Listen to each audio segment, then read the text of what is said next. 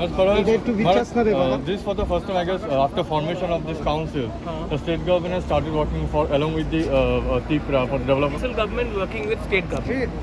This state government does not belong to one party. Council also does not belong to one party. It belongs to everyone. My point is that when it comes to issues like health, education, and social issues, we should rise above our political differences and try to help the people of the state. Today, I'm more worried about the lack of oxygen. I'm more worried about healthcare than any politics. So, I believe in constructive criticism. I believe in constructive and positive thinking.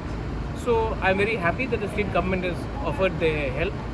And I also want to make the Keringbar Hospital one of the best medical infrastructures in Tripura. So we have got a chance. Now it is up to us. We can either make this hospital one of the best in Tripura, or we can do what other governments have done, taken the money, done nothing with it, and spoiled the future of our doctors, nurses, and the people of Tripura. So I believe that we should be transparent and see how this works, how this comes about. Sir, आपने 28 करोड़ मांगे थे, आपको 30 करोड़ दिया जा रहा है, तो इससे आप कितने? देखिए, पैसे का बात नहीं है। अगर हमें 10 रुपया भी दिया गया तो 10 रुपये को हमको ठीक तरीके से खर्चा करना चाहिए। अगर हम पैसा मिलने से ही हम खुश हो जाएंगे तो पिछले 20 साल में TTAADC को कम से कम 2-3 हज़ार करोड़ दिया गया, लेकिन हमने उस पैसे का क्या किया है? आज अगर ये पैसा आया है, 3 साल में यहाँ से एक्सरे मशीन काम नहीं कर रहा है, और किसी ने 5 लाख रुपया भी या 8 लाख रुपया भी खर्च नहीं किया एक्सरे मशीन के लिए। हम 1 महीने में यहाँ में एक एक्सरे मशीन कर रहे हैं। 1 महीने के अंदर हमने कहा है कि यहाँ में ऑक्सीजन प्लांट होगा। हमने अपना ज़मीन ऑफ़र किया है, और ज़मीन क्योंकि उन्होंने देखा, उन्होंने इंस्पेक्ट किया, उनको लगा ठीक है। यहाँ में हमारे नर्सेज का, अगर आप एक बार, आप मीडिया आए हैं, एक बार जाके नर्सेज किस कंडीशन में रह रहे हैं, उनका क्वार्टर्स देख लीजिए एक बार, आपको मालूम पड़ेगा कि आज हमारे डॉक्टर्स, हमारे नर्सेज, फ्रंटलाइन वर्कर्स हैं, वो किस कंडीशन में रह रहे हैं। तो उसके लिए हमने बात किया है।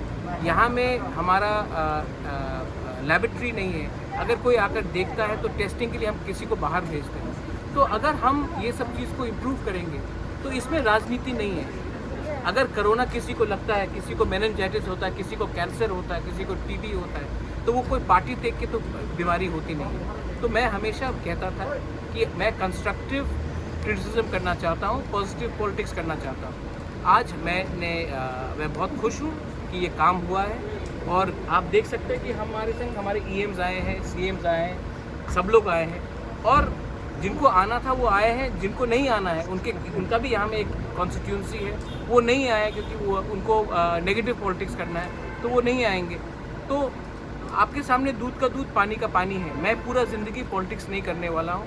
मेरा टाइम में जो हमें आदमी लोग ने जो, और यहाँ के लोगों ने हमें जो दायित्व दिया है, वो मैं अच्छे तरीके से करना चाहता हूँ। 28 करोड़ नहीं, 30 करोड़ आया है। 30 करोड़ का हम क्या करेंगे वो इम्पोर्टेंट है। पैसा आया है वो तो शुरुआत है, लेकिन हम क्या करेंगे उस पैसे का, उसमें आप हमसे सवाल पूछें। और उसके बाद आज आप आए हैं, अच्छा मीटिंग रहा है, आप 1 साल बाद आकर देखिए कि उस पैसे का हमने क्या किया है। जब तक मीडिया हमें नहीं पकड़ेगी तब हम लोग लैक्स होंगे, करप्शन तभी बढ़ता है। तो आपका भी एक दायित्व है कि आप यहाँ में आइए और आते रहिए और देखिए कि काम कैसे चल रहा है या काम कैसे नहीं चल रहा है।